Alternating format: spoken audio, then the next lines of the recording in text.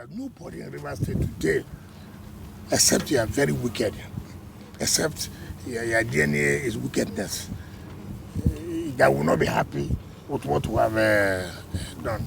We have shown to the world that we can do it, and we have done it. And I do know my successor will take from this, and because it's part of what is going on in the government, he knows everything. So I want to bring down the standard. The standard we are set in this state today will be difficult for anybody to bring down. So for me, I'm very, very, very, very, very happy. Happy. This is the first time anybody, any governor, can say happily, Rivers people, I told you I would do this, and I've done it.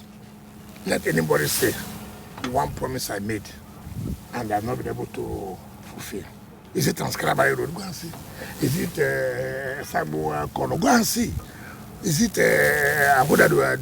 Go and see. You see, for me, I'm happy. Nigerians are beginning to know that, look, politicians must not be taking them for a ride, making promises, excuses.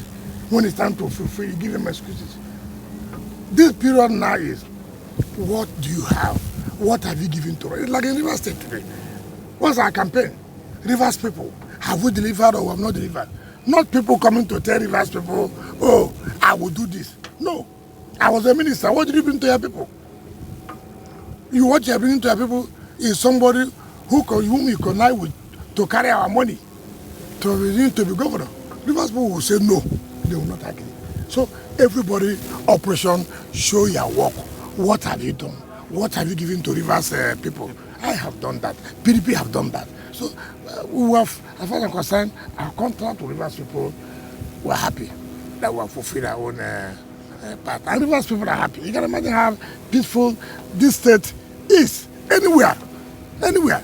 How many people can talk about commissioning projects now and awarding for that project? How many states can